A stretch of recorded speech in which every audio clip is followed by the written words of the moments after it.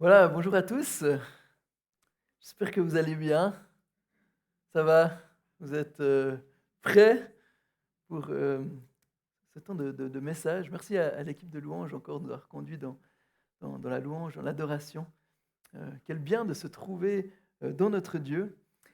Et ce matin, maintenant, on va se tourner vers la parole et on va prendre ce chapitre 11 du livre du Lévitique. Donc, je vous invite, pour ceux qui ont leur Bible, à prendre le livre du Lévitique, chapitre 11.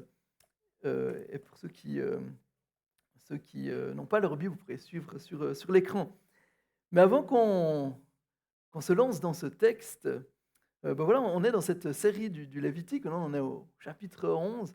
J'espère qu'on ne mettra pas 40 ans, comme les Israélites, pour terminer tout ce livre. Mais voilà, on avance petit à petit.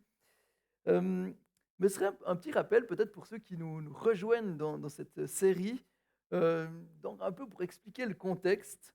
Ou peut-être, en fait, j'aurais presque pu vous poser des questions parce qu'à force, j'espère que vous savez un petit peu le contexte, hein. Donc, pour rappel, le peuple d'Israël est dans le désert, du Sinaï. Dieu a fait alliance avec son peuple et quelque part, le livre du Lévitique nous montre comment un peuple pécheur peut être en relation avec un Dieu saint. On a vu dans les premiers chapitres, les chapitres 1 à 7, que un peuple pécheur peut être en relation avec un Dieu saint grâce, premièrement, à différents sacrifices. On a vu dans les premiers chapitres, il y avait voilà, différents sacrifices, je ne vais pas tous les redonner. Si ça vous intéresse, vous pouvez voir sur YouTube voilà, les prédications qui concernent ces différents chapitres. Hem Et puis après, on a vu, au chapitre 8 et 10, un deuxième aspect, c'est que pour qu'un peuple pécheur puisse être en relation avec un Dieu saint, eh ben, il y a besoin du ministère des prêtres. Donc ça nous a, voilà, concernés dans ces chapitres 8 et 10. Et maintenant, on arrive dans cette nouvelle partie, qui nous montre que pour être en relation avec un Dieu saint, eh ben, le peuple doit être saint. Et quelque part, la question qui va, nous préoccuper ce matin, c'est, comment est-ce que le peuple peut rester saint et se garder de ce qui est impur? Et c'est donc, ce que les chapitres 11, 12, 13 et jusqu'à 15, sauf erreur, vont traiter un peu de cette question. Mais il faut bien comprendre que, bah, personne, n'est assez saint pour entrer dans la présence du Dieu 3 fois saint.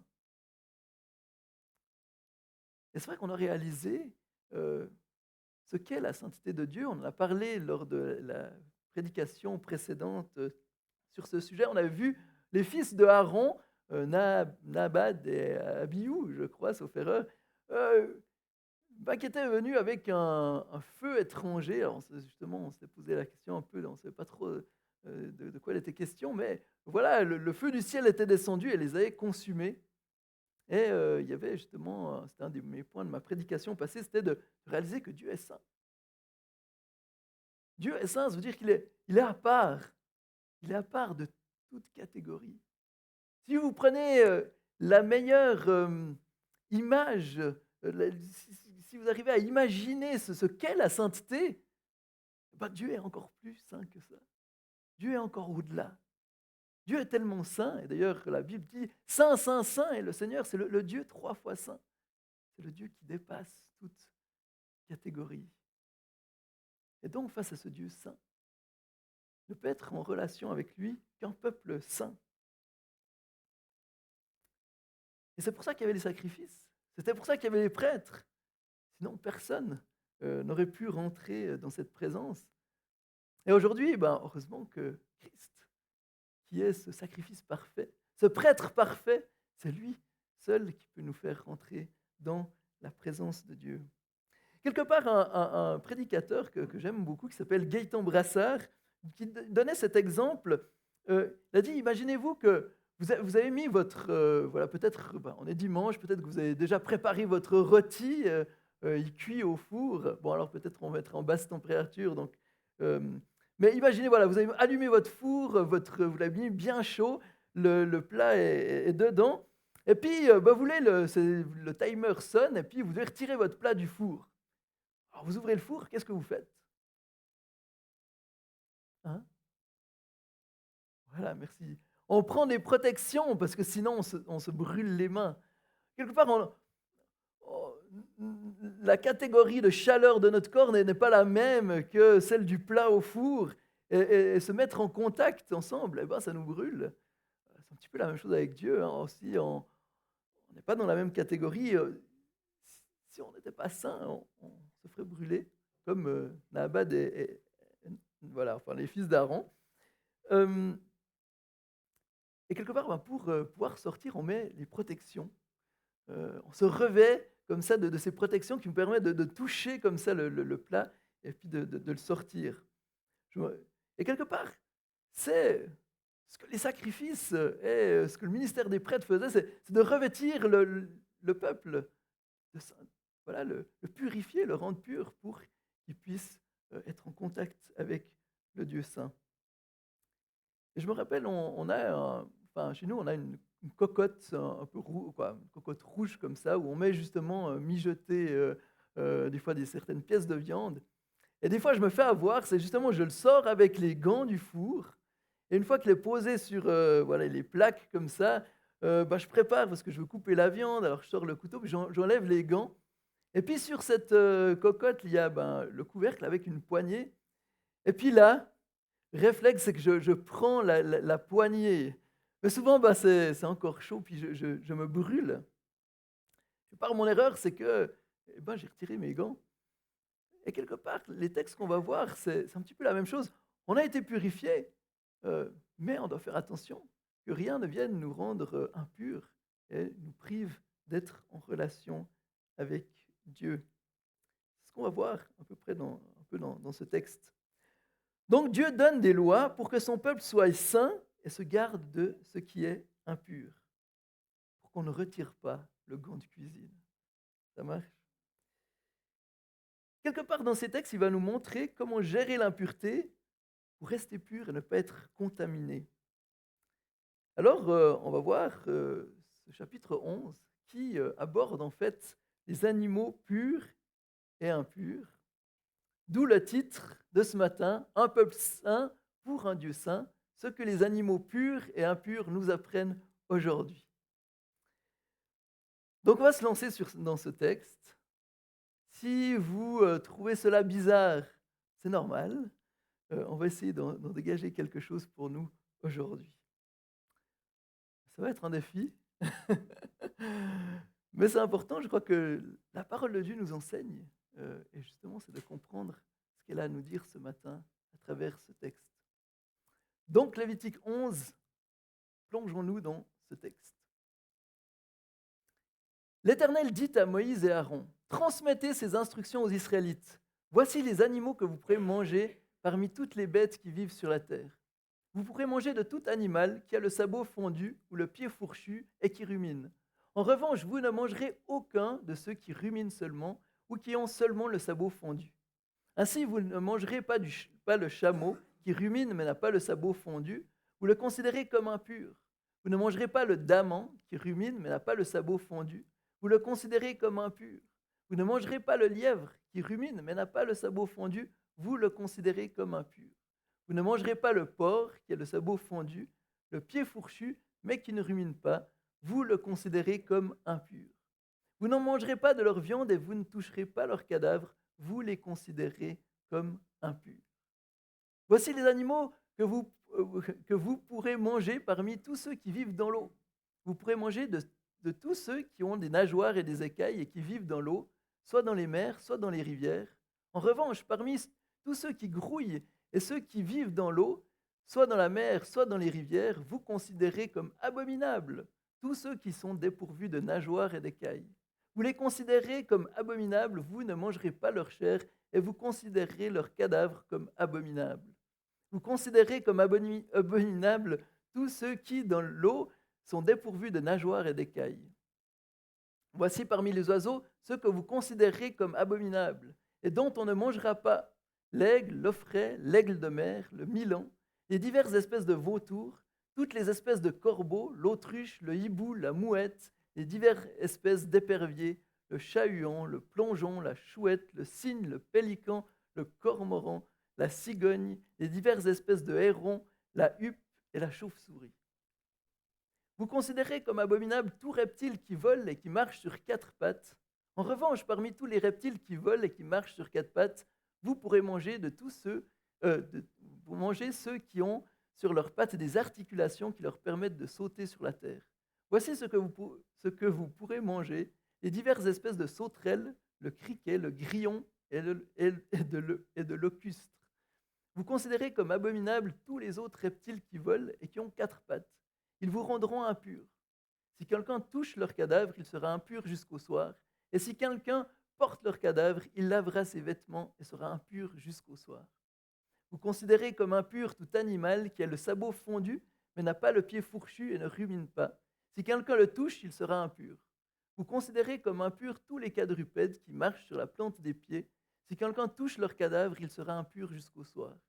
Et si quelqu'un porte leur cadavre, il lavera ses vêtements et sera impur jusqu'au soir. Vous les considérez comme impurs. Continue.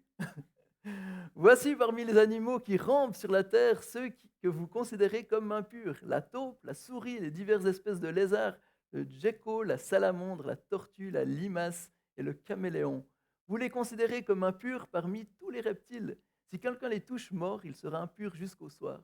Tout objet sur lequel tombera un de leurs cadavres sera impur, qu'il s'agisse d'un ustensile en bois, d'un vêtement, d'une peau, d'un sac ou de n'importe quel objet utilitaire.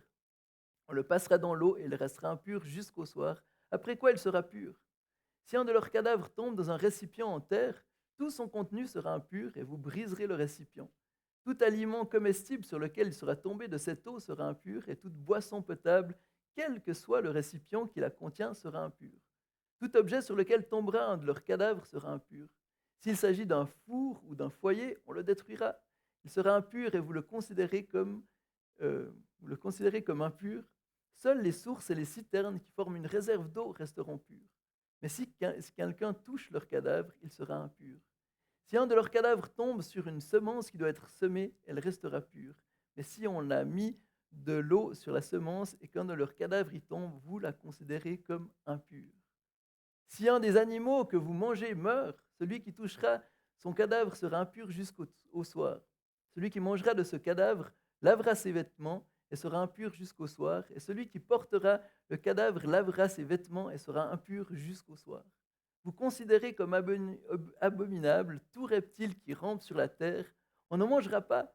Parmi tous les reptiles qui rampent sur la terre, vous ne mangerez aucun de ceux qui traînent sur le ventre, ni de ceux qui marchent sur quatre pattes ou sur un grand nombre de pattes, car vous les considérez comme abominables.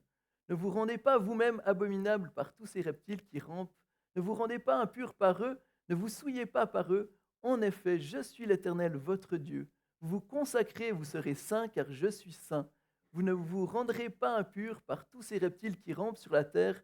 En effet, je suis l'Éternel, qui vous ai fait sortir d'Égypte pour être votre Dieu. Et vous serez saints, car je suis saint. Telle est la loi concernant les animaux, les oiseaux, tous les êtres vivants dans l'eau et tous ceux qui rampent sur la terre, afin que vous distinguiez ce qui est impur de ce qui est pur, l'animal qui se mange et celui qui ne se mange pas. Qui dit Amen à ça? Amen. Voilà un long texte. Et j'aimerais vous poser la question maintenant. Qui aime les crevettes? Ouais. Qui aime les steaks de porc? Ouais. Qui, ces dernières 24 heures, a mangé du porc ou des crevettes? Voilà. Ben, vous êtes impurs. Vous ne devriez pas être là. Non, j'en ai mangé aussi, donc je vais aller me rasseoir. Non, heureusement, par la grâce de Dieu, en Jésus-Christ, nous sommes purifiés. Et on va voir qu'il y a une interprétation derrière cela. Car comme je l'ai dit tout au long de cette série sur le Lévitique, derrière le rituel, il y a une vérité spirituelle. On va essayer de voir ce matin un petit peu qu'est-ce qu'on peut retirer de ces règles. On sait que les règles alimentaires ont été pour nous abolies par la Nouvelle Alliance. C'est une bonne nouvelle hein, pour ceux qui aiment les crevettes et autres. Euh, mais justement, je crois qu'il y a une vérité spirituelle. C'est ce qu'on va essayer de voir. Alors, c'est vrai que c'est un texte difficile. Donc, je vous demanderai de faire preuve de discernement. Si ce que je vais dire est pertinent ou pas, voilà, je vais essayer d'être le plus fidèle, mais ça reste quand même un texte qui reste sur certains angles un petit peu mystérieux. Ce texte, en fait, a fasciné et puis rendu perplexe beaucoup de spécialistes. Et en fait, il n'y a jamais vraiment de consensus qui a fait l'unanimité par rapport à savoir pourquoi animaux sont considérés comme purs et d'autres impurs. Alors, quelque part, il y a, dans les spécialistes qui se sont posés la question, il y a environ 4 explications possibles pour la raison de cette distinction. La première explication, c'est que, en fait, il n'y a pas d'explication. C'est une distinction arbitraire. Dieu seul connaît la raison. Et en fait, le fait qu'ils ne nous disent pas la raison, tester notre obéissance. Mais alors, c'est le point de vue de certains rabbins qui pensent cela. Et c'est peut-être l'explication qu'on doit prendre à défaut si on ne trouve pas de meilleure explication. Mais quand vous dites à votre enfant de faire quelque chose et puis que vous ne lui expliquez pas la raison, est-ce que c'est une bonne chose? Parfois, c'est vrai, des fois. C'est vrai qu'en général, c'est bien d'expliquer pourquoi on demande des choses. Et je crois qu'il y a une raison derrière ce que Dieu demande par rapport à ces animaux. La deuxième explication, c'est l'explication culturelle. Les animaux impurs sont ceux qui sont utilisés dans les cultes païens. Et par conséquent, ils ne devaient pas être, comme ces animaux étaient associés à des divinités païennes, ils ne devaient pas être voilà, consommés par les Israélites. Mais le problème avec cette interprétation, c'est que, par exemple, le taureau était aussi utilisé dans des cultes païens. Le taureau n'est pas considéré comme impur, donc je ne pense pas que c'est la bonne lecture. La troisième explication, et c'est peut-être ce que certains ont entendu sur ces textes, en tout cas c'est une explication que j'ai souvent entendue, c'était l'explication hygiénique.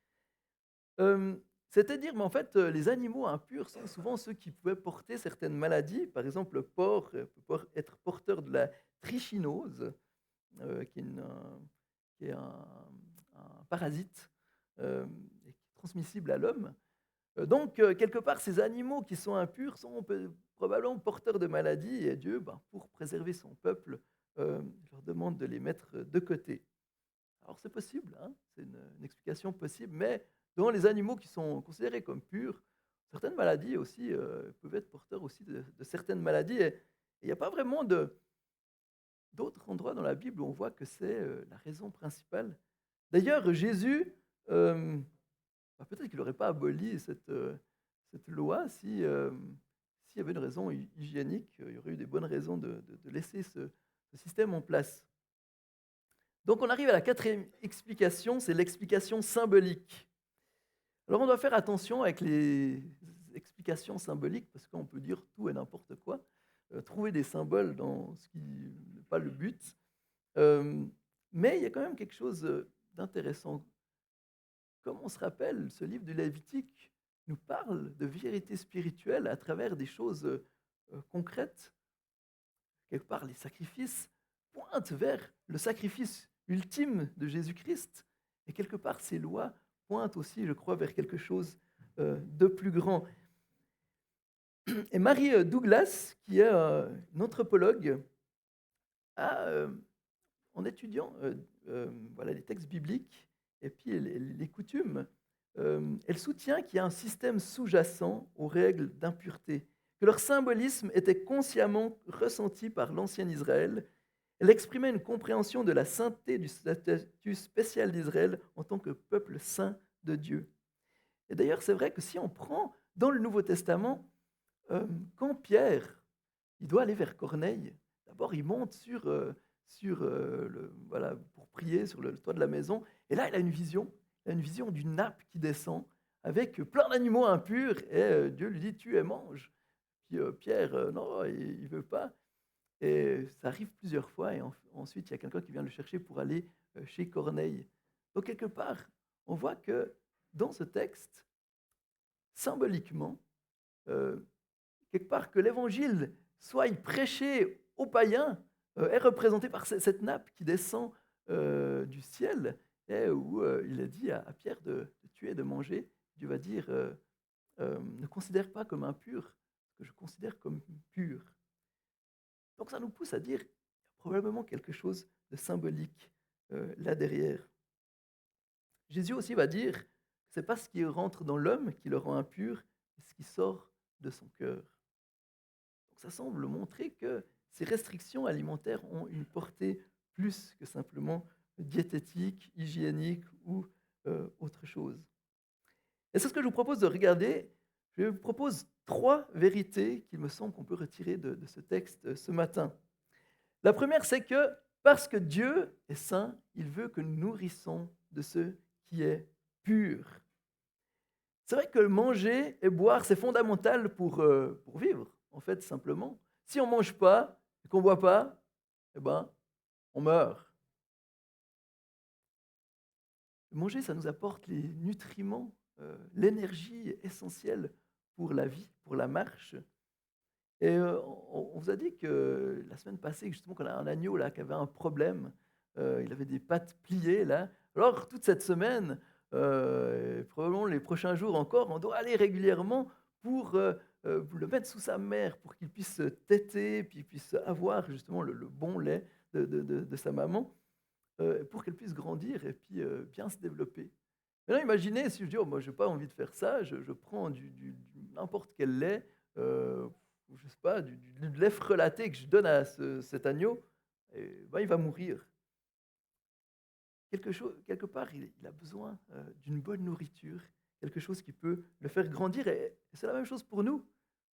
On sait que la malbouffe, c'est néfaste pour la santé, et ce qui est impur est mauvais pour nous. Si, par exemple, ce matin, voilà, j'ai un verre d'eau et vous auriez très soif et voilà que je dis: «Ah ouais, je peux vous donner un peu à boire», mais que en fait, j'ai la gastro et que je prends une gorgée comme ça, puis je dis: «Mais tiens, tu peux boire dans mon verre». Est-ce que vous auriez envie de boire dans mon verre? Non, hein, pas trop. Ah ben, la gastro, bah, c'est contagieux. Le fait que j'ai bu, eh ben, quelque part, l'eau n'est plus pure et aura un impact, sur, votre vie, sur votre santé. Quelque part, c'est un petit peu la même chose ici. Hem, ce avec quoi nous nourrissons a un impact. Hem, donc pas ce que nous nourrissons physiquement, hein, mais ce que avec quoi nous nourrissons notre vie a un impact sur notre vie et sur notre relation avec Dieu. Je ne sais pas si vous me suivez? Ça va? Ouais, OK. Quelque part, les Israélites devaient voir, avec cette loi, que justement, ce qui avec quoi ils se nourrissaient, eh ben, ça avait un impact sur leur relation à Dieu. C'est pourquoi Dieu demande que les Israélites se nourrissent avec ce qui est pur. Et je crois que c'est cette première vérité, parce que Dieu est saint et que par sa grâce, il nous a purifiés, il veut que nous nous nourrissions de ce qui est pur. Dieu ne nous rend pas saints pour qu'on vive n'importe comment. Il ne nous a pas purifiés que pour qu'on vive simplement notre vie de n'importe quelle manière. Il veut qu'on ait une vie nouvelle. Et je crois qu'il y a justement cette leçon à tirer. Marie Douglas, dont je vous avais parlé, a dit, en faisant la distinction entre les aliments purs et impurs, les Israélites se rappelaient que la sainteté était plus qu'une question de viande et de boisson, mais un mode de vie caractérisé par la pureté et l'intégrité. Je crois quelque part, c'est la même chose pour nous. Dieu nous a rachetés, Dieu nous a purifiés pour qu'on marche dans l'intégrité et la pureté. Et je crois qu'il y a quelque chose d'important pour nous. Dieu désire qu'on soit son peuple et qu'on soit un peuple qui est saint, comme lui est saint. Imaginez votre enfant Bon, les enfants, quand ils rentrent des fois de dehors et puis ils ont été joués, puis ils sont tout sales, eh ben, qu'est-ce qu'on fait? On change les habits, on les nettoie. Et puis après, qu'est-ce qu'on leur dit s'ils ont envie de nouveau aller dehors? On dit: «Ah, tu ne te saliras pas, hein?» On n'a pas envie qu'à chaque fois qu'on met des nouveaux habits, ils se salissent, et quelque part, c'est un petit peu la même chose pour nous. Christ nous a purifiés et il a envie que, quelque part, on reste, pur et saint.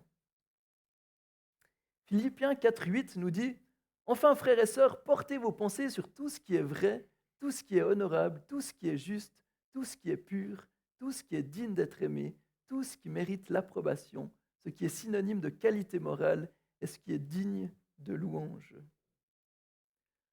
1 Pierre 2:2 dit aussi: «Et comme des enfants nouveau-nés, désirez le lait pur de la parole. Ainsi, grâce à lui, vous grandirez pour le salut.»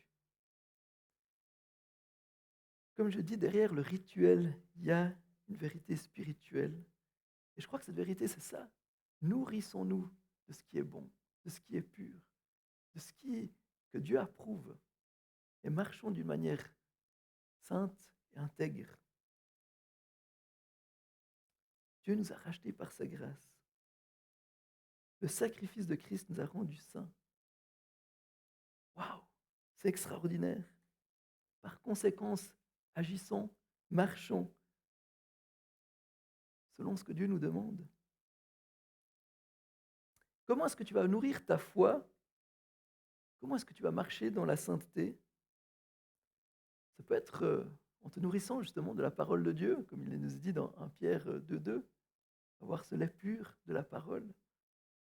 Comment est-ce que tu vas grandir dans ta foi? Ça peut être par des paroles d'encouragement, en étant justement en relation avec des frères et sœurs, en écoutant des prédications ou en chantant louange de Dieu. On est dans une société où aujourd'hui on est gavé d'informations. On est bombardé sans cesse de toutes sortes de choses. Et jamais dans l'histoire, notre cerveau a été autant nourri euh, justement d'informations, d'influences. Et j'aimerais vous poser cette question ce matin. Avec quoi est-ce que tu te nourris? Qu'est-ce qui nourrit ta vie?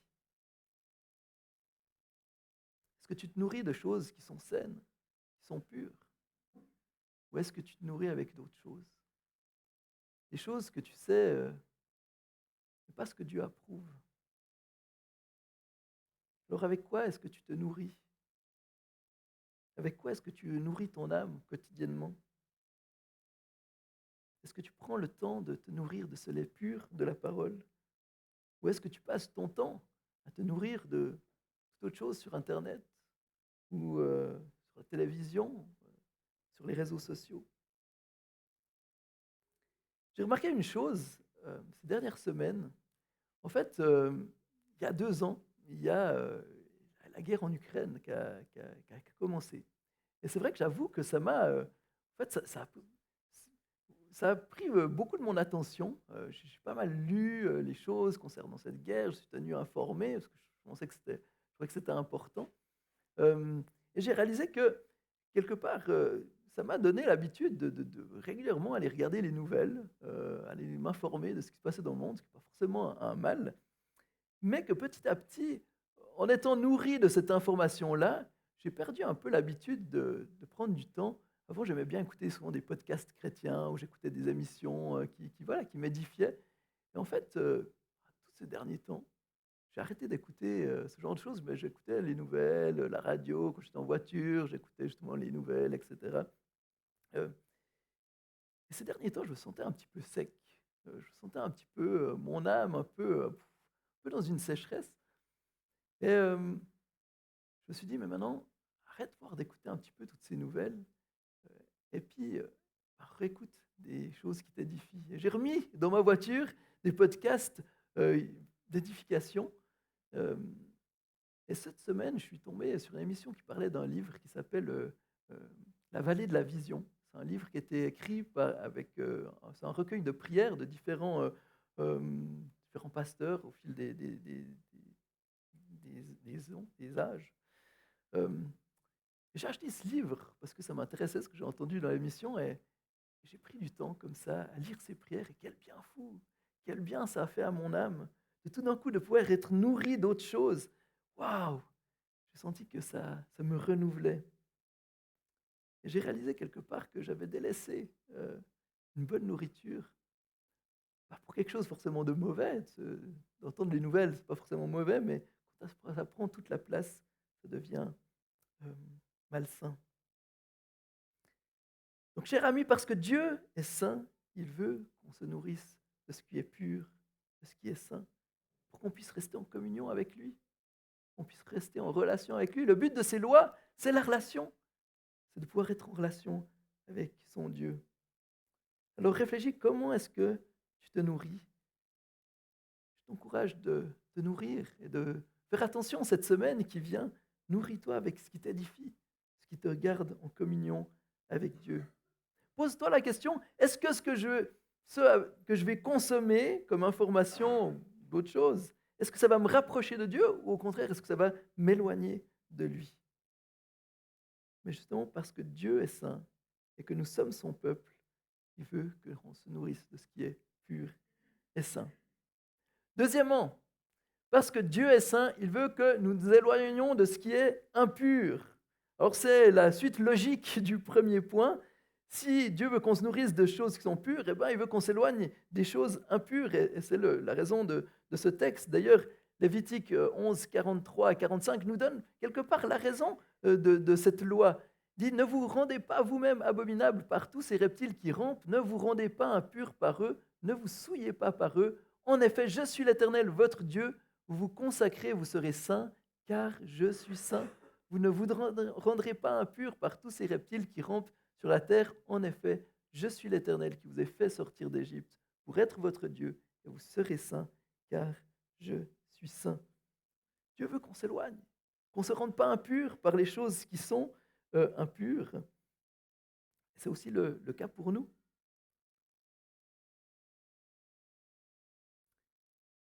Vous savez, une chose qui est importante, c'est quand on a des valeurs, eh ben, souvent on a envie que nos enfants aient les mêmes valeurs. Je ne sais pas vous, mais moi j'ai envie que, quelque part, mes enfants, j'ai envie de leur transmettre certaines valeurs. J'ai envie euh, voilà, que les choses qui me tiennent à cœur ben, soient aussi des choses qui soient importantes pour eux.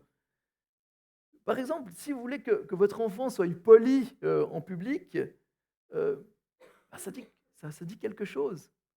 Je crois que personne, aucun parent s'en fiche que son enfant soit mal poli ou fasse des bêtises, parce que souvent ça dit quelque chose de nous-mêmes. Si mon enfant est mal élevé, quelque part on va se dire, mais bah, justement on dit un enfant mal élevé, en fait ça rapporte aux parents. On dirait, mon gars, qu'est-ce que tu fais avec ton enfant? Quelque part c'est la même chose avec Dieu. La manière dont son peuple agit dit quelque chose de Dieu. Et parce que Dieu est saint, il veut que son peuple soit également saint. Et c'est ce que rejoint aussi ce que nous dit le Nouveau Testament. Matthieu 5, 48, soyez donc parfaits, comme votre Père céleste est parfait.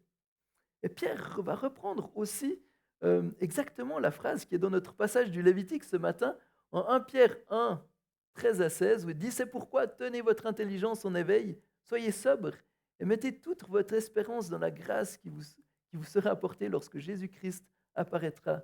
En effet, en enfant obéissant, ne vous conformez pas aux désirs que vous aviez autrefois quand vous étiez dans l'ignorance. Au contraire, puisque celui qui vous a appelé est saint, vous aussi soyez saints dans toutes vos conduites. En effet, il est écrit, et ça c'est le Lévitique, vous serez saints, car moi je suis saint. Donc on voit que le plan de Dieu pour son peuple, donc nous compris, c'est qu'on soit saints. Et là, qu'est-ce qu'il est question? Il n'est pas question d'animaux, mais il est question justement de désir, d'attitude. Et je crois que justement, on peut faire ce parallèle avec notre texte des animaux impurs et impurs, avec une attitude de cœur, avec une obéissance, avec quels sont les désirs que je nourris.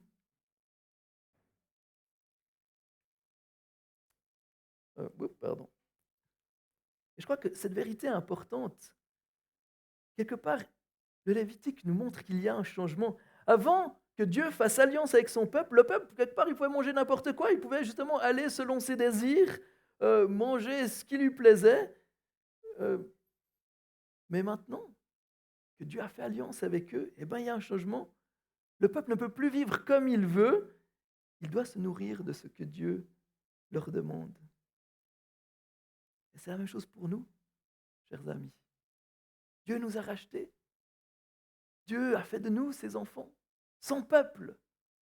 Pas pour qu'on continue à vivre n'importe comment, qu'on puisse revenir dans cette relation avec lui qui nous montre quelque part comment est-ce qu'on doit vivre. Si vous avez reçu Christ dans votre vie, tu es devenu enfant de Dieu et tu ne peux plus vivre simplement comme avant. Tu ne peux pas simplement vivre comme le monde parce que quelque part tes standards ont changé. Vous savez, si quelqu'un il devient vegan, eh ben, ses standards ils vont changer. Ils vont plus consommer de viande. Si quelqu'un dit ah oui, moi je suis vegan mais qui mange de la viande, eh ben, cette personne n'est pas végane. Euh, Quelque part la même chose. Si on se dit chrétien, mais que notre vie ne change pas, on peut se poser la question est-ce qu'on est vraiment chrétien? Vous savez, j'ai des fois eu des personnes que j'ai connues, des amis qui, justement, bien qu'étant chrétiens, ont continué à vivre selon les standards du monde. Bien souvent, ils n'ont pas tellement persévéré dans leur foi. Alors certains, par la grâce de Dieu, justement, ont changé, mais d'autres sont simplement retournés dans le monde euh, comme avant. Donc ne te nourris pas de ce qui est impur. Fais attention à ta manière de vivre. Et quelque part, on peut dire, mais alors qu'est-ce qui est impur? De quoi est-ce qu'on doit faire attention? De quoi est-ce qu'on ne devrait pas se nourrir? Et je crois que justement le texte nous montre plusieurs pistes. C'est premièrement, fais attention à l'influence du monde sans Dieu. Quelque part, ce qu'on voit dans ce texte avec les animaux, c'est que le monde animal est divisé en trois sphères. Il y a ceux qui volent dans les airs, ceux qui marchent sur la terre, ceux qui nagent dans les mers. Quelque part, on voit que ça fait référence à ce qu'on voit en Genèse 1, les versets 20 à 30, quand Dieu crée le monde animal. Et quelque part, à chaque sphère est associé un mode de déplacement particulier. Les oiseaux ont deux ailes pour voler, deux pieds pour marcher. Les poissons ont des nageoires et des écailles pour nager. Les animaux terrestres ont des sabots pour courir. Et puis, ils mangent de l'herbe. Quelque part comme au début de la création, quand il n'y avait pas de carnivores. Et quelque part, on voit que les animaux propres sont ceux qui se conforment à ce type pur standardisé, ceux qui remplissent les standards. Les créatures qui, d'une manière ou d'une autre, n'ont pas ces standards sont déclarées comme impures. Et on voit que dans les différentes sphères, justement, ceux qui sont impurs sont ceux qui ne remplissent pas ces standards ou n'ont pas tous les standards. Il y a par exemple justement le cochon qui a le pied fendu mais qui ne rumine pas.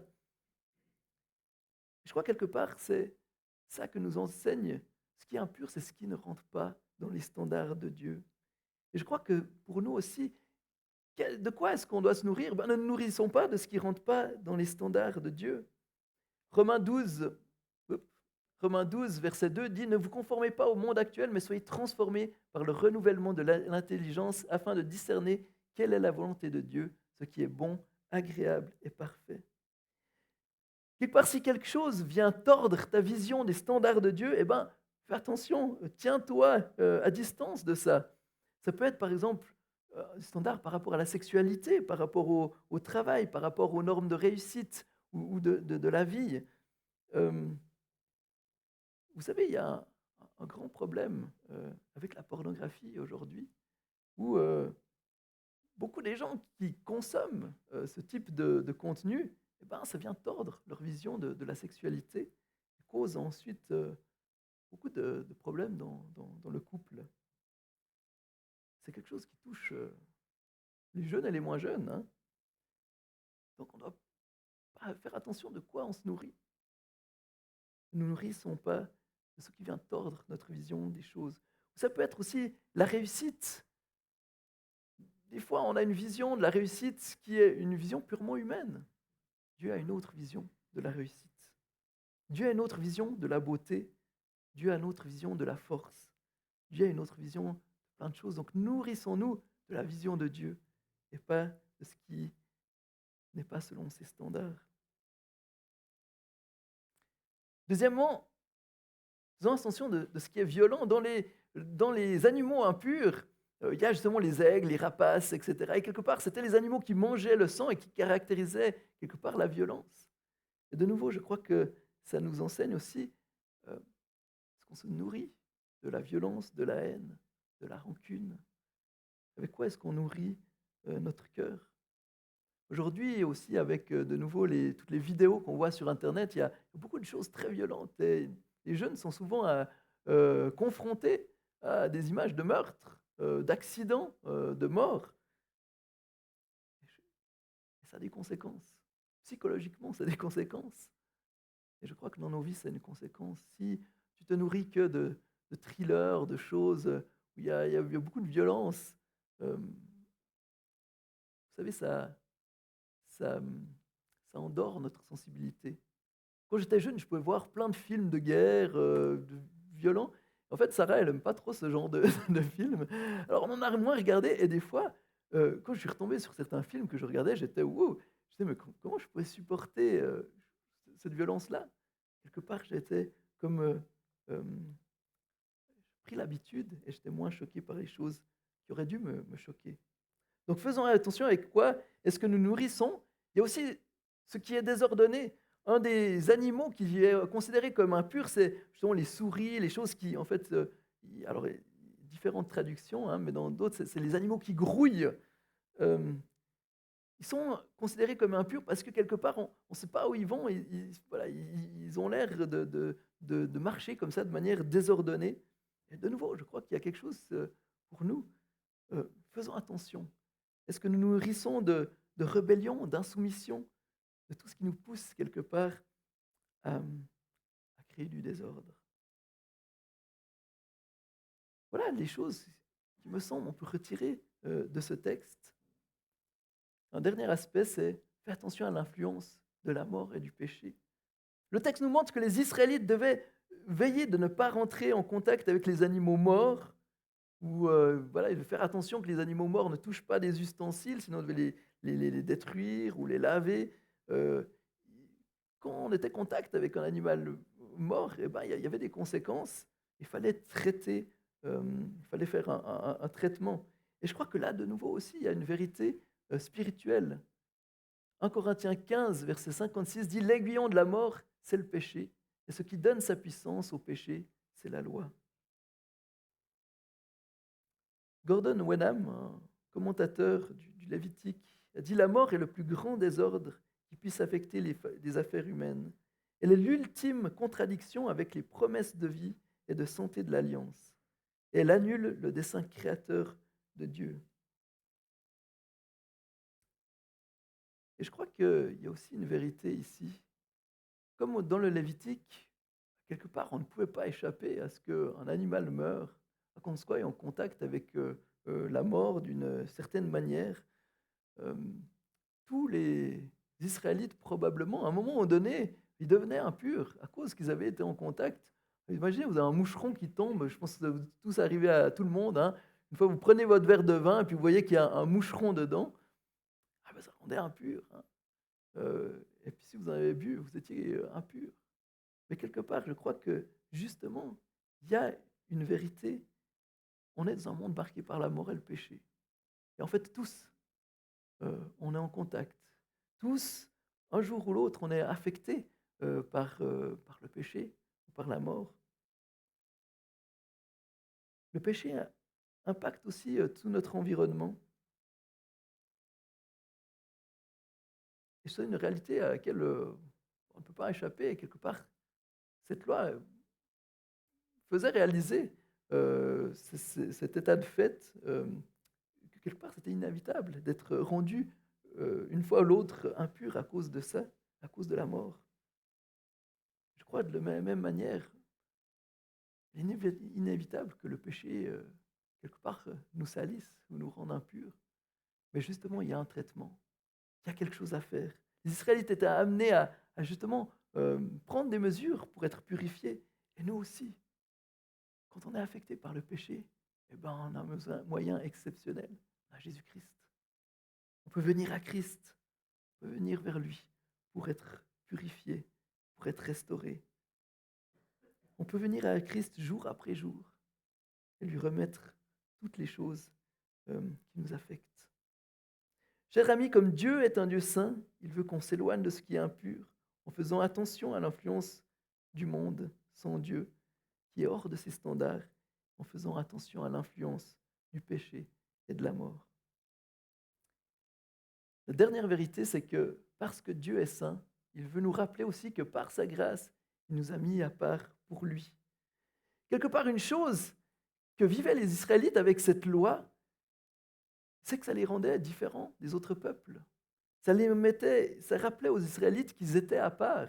Et d'ailleurs, c'est pour ça que dans le Nouveau Testament, quand il y a justement cette question avec, avec les païens qui se convertissent, on dit, ah mais il faut qu'ils suivent nos lois, il faut qu'ils quelque part, ils aient aussi ces règles alimentaires. Puis les apôtres, il y aura une discussion par rapport à ça, puis ils vont juger que ce n'est pas utile. Euh, parce que justement, euh, Christ nous a rachetés, on fait partie du peuple de Dieu. Il n'y a plus de séparation entre les juifs et les non-juifs. Mais quelque part, ce qui est important là, c'est que en mangeant, les Israélites se rappelaient qu'ils étaient, par la grâce de Dieu, un peuple mis à part. Et de nouveau, Gordon Wedham dit, cela ne veut pas dire que ces lois n'ont rien à enseigner aux chrétiens. Comme nous l'avons vu, elles rappelaient constamment à Israël qu'ils avaient été choisis pour être un peuple saint, qu'ils étaient appelés à imiter Dieu et que les lois leur rappelaient de rendre grâce pour cet appel. Le croyant du Nouveau Testament se trouve dans une position très similaire. L'Église est maintenant une race élue, un sacerdoce royal, une nation sainte, le peuple de Dieu.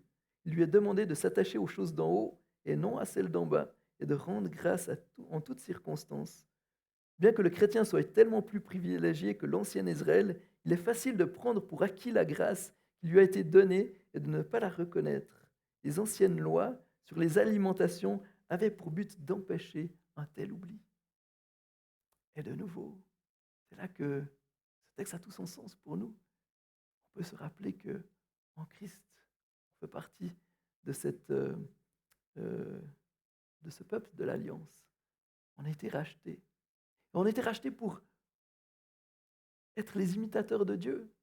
Quelque part, les animaux purs, c'était les animaux qui pouvaient être sacrifiés envers Dieu. Quelque part, le peuple devait prendre le même régime que Dieu, s'abstenir des choses que Dieu met de côté. Et c'est ce qu'on est aussi appelé. Pourquoi? Pour être aussi un témoin, pour être des témoins dans ce monde. Quand les gens voyaient le peuple d'Israël, ils voyaient qu'ils étaient à part. Ils avaient un autre Dieu. Quelque part, quand les gens nous regardent, ils devraient voir aussi que nous sommes à part, que nous avons un autre Dieu que les dieux de ce monde. Voilà ce que il me semble qu'on peut retirer de ce texte. Et pour conclure ce message, nous avons été rachetés pour être purs et saints. C'est le nom de cette série sur le livre du Lévitique. Alors, recherchons à nous nourrir de ce qui est pur, de ce qui nous fait grandir dans notre relation avec Dieu. Abstenons-nous de toute influence du monde qui nous éloigne de Dieu et de toute influence de la mort et du péché qui cherche à nous couper de cette relation vitale avec Dieu. Et rappelons-nous toujours de la grâce dont nous sommes l'objet en imitant Dieu et en étant des témoins dans ce monde. On va prendre la Sainte Seine maintenant. Je crois que c'est un bon rappel de cette grâce qu'en Jésus-Christ nous avons d'être le peuple de Dieu. Quelque part, Dieu nous appelle cette semaine pour pouvoir vivre comme son peuple, en étant pur et saint. Bien sûr, on a besoin de l'aide de l'Esprit, on a besoin de sa présence à nos côtés, et on peut toujours venir vers Christ pour être restauré, fortifié dans notre marche. Je vous invite à la prière. Seigneur, merci parce que tu es le Dieu saint. Merci parce que tu es ce Dieu 3 fois saint. Ce Dieu qui nous a rejoints alors que nous étions impurs, alors que nous étions marqués par le péché, alors que nous étions séparés de toi. C'est toi qui as tout fait pour qu'on puisse retrouver cette relation avec toi. Merci parce qu'en Christ, nous sommes réconciliés, nous sommes rendus purs, nous sommes rendus saints. Et Seigneur, je te prie que tu nous aides à marcher selon cette sainteté, selon ton appel. Seigneur, je te prie pour chacun d'entre nous, de nous de pouvoir te refléter cette semaine, de nous de pouvoir nous nourrir de ce qui est bon, de ce qui est conforme à ce que toi tu désires pour nous. Tu vois combien on est vite attiré par tellement de choses qui, au final, nous éloignent de toi. Comme on l'a chanté, donne-nous de t'aimer, Seigneur. Donne-nous t'aimer de tout notre cœur et de nous nourrir de toutes ces bonnes choses que tu nous donnes. Pour que notre foi grandisse, que notre relation avec toi s'épanouisse, qu'on puisse être solidement ancré dans cette vie avec toi. Seigneur, je te prie pour ceux qui, ce matin, peut-être justement, waouh, se sentent peut-être impurs, se sentent peut-être éloignés de toi, ceux qui se sentent secs spirituellement. Merci parce que toi, tu es là. Seigneur, par ta grâce, tu veux redonner vie, restaurer, rafraîchir. Tu veux rendre saint à nouveau.